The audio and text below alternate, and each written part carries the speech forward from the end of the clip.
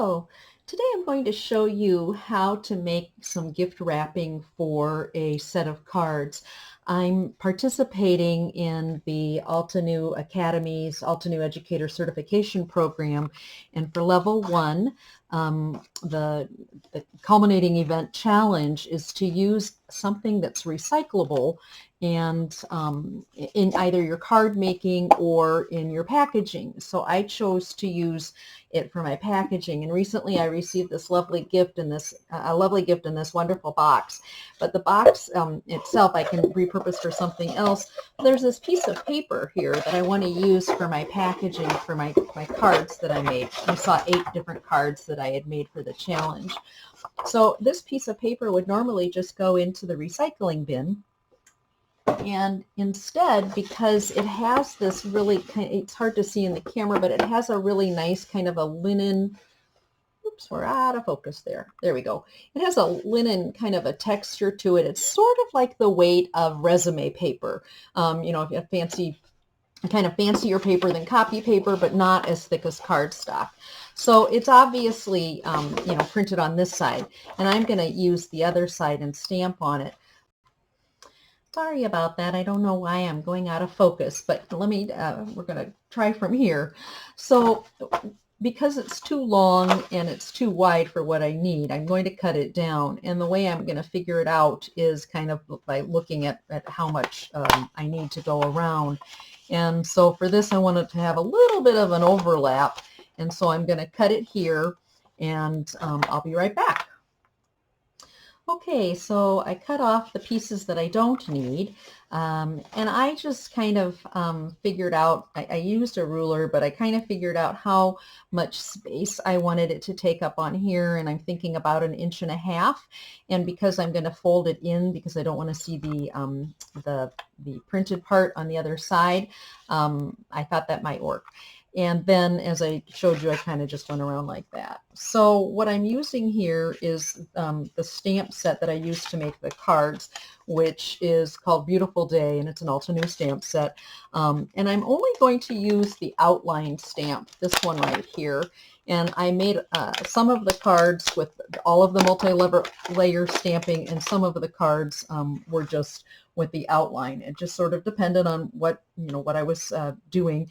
The idea behind the stamp challenge, or excuse me, the card challenge, is to have 8 cards, or 4 to 8 cards that will go together. They're cohesive, but they're not identical. And so I just kind of I wanted to use the same stamp set. My die cutting machine broke, and so my initial plan kind of got changed up a little bit, which is totally fine. It worked out okay. These are lovely stamps, and they're fun to color. They're fun to just use the multi-layering part and inking them up. As you can see, the images are just gorgeous. And this is, I'm using Altenew's permanent black crisp ink to do this. And it really is, I mean, it's exactly that. It's a crisp ink. And I'm just randomly stamping.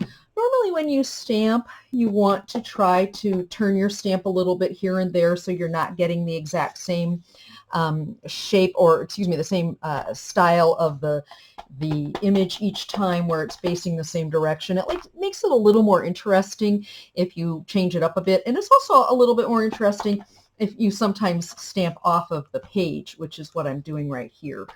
Now, there's my last one. I like open spaces. I've been kind of in a mood to do things that are a little bit more clean lately. I used to do a lot of grungy type stuff, distressing, and things like that. And I don't know, I guess my style is changing as I'm getting older.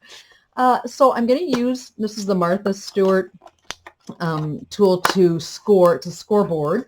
And I'm going to use this because I kind of figured out before, I told you that I was going to do it at about 1.5 inches wide. So what that means is that because I cut this approximately 4.5 inches wide, I'm going to score it all the way down, because the scoring will make it easier and make it look a little crisper. It makes it just a little bit easier to manipulate the paper.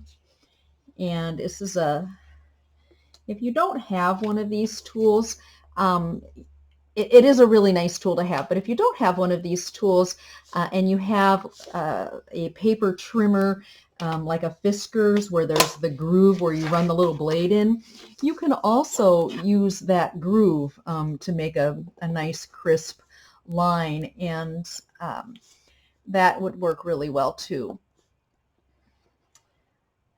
Now, alrighty, so super simple. As I said, you just do that. I like to use, this is the tool that comes with it. It is a bone folder. And as I said, it's really simple. Now, I actually kind of like the way that this side looks, maybe even a little more than that. But let me see what it looks like around the cards, and then we'll kind of go from there. And it's always hard to choose which one should you put on top. And you know what? I like some of the vertical cards, but I think it would look better. Oh, this is like a little gatefold card. I think it would look better if maybe I had a horizontal one on there. So I am going to use this one. It says "You are lovely," and yes, that seems like a great idea. Okay, now, so what you can do, and you know, I'm showing you this for this particular piece of paper, but this would work on any kind of packaging or recycling material that you have. You know how we get so much paper waste in everything, basically, it seems like that we get. And so sometimes it's nice to be able to reuse things, but all you need to do is kind of determine what is the size that you are going for. If you had 5x7 cards, you would be making this larger. And if you had little 3x3 cards, obviously you'd be making it smaller. So the beauty in doing stuff on your own is that you get to choose, you get to decide how you want it to look, what kinds of materials you get to use, the colors, and that, you know, as you well know, is the beauty in making stuff on your own. So I'm going to get some glue dots, glue that down, and then I'm going to show you what I'm going to do to the top. Okay, so honestly, the real reason why I paused the camera was because I'm making some vegan baked oatmeal from the recipes from Bob's Red Mill, and the timer went off and I didn't want it to burn. So anyway, I'm sorry, but I'm back. I stuck some glue dots in there to hold this down, and then this little flap was coming up, so I stuck another one in there. And when I'm packaging things, I don't like to stick it on the actual item, so it's just stuck together. These two layers are stuck together, so it makes like a nice little belly band here. Now, a million years ago, I used to make these little pinwheel things, and I have a drawer that is filled with them. So I was thinking to use one of these up on here. They were made with paper punches. They're on my blog if you're interested in them. I've made some videos literally, I don't know, like 10 years ago or something, really long time ago. This is just some ribbon that I had run around and put on one of those big glue things. This is the color of the ribbon. I inked it. So that might be pretty. And then I decided, actually, as I was looking through things, this came on a present that somebody had given me a while ago also, and I really like the contrast there. So I'm actually going to go with this, even though I didn't make this. It's still kind of, it's also totally in keeping with the whole using something that's recycled. So anyway, there it is. And if you have any questions, please leave me a comment or visit my blog at scrapandthread.blogspot.com. This is Beverly. Thanks so much for spending some time with me today. Take care.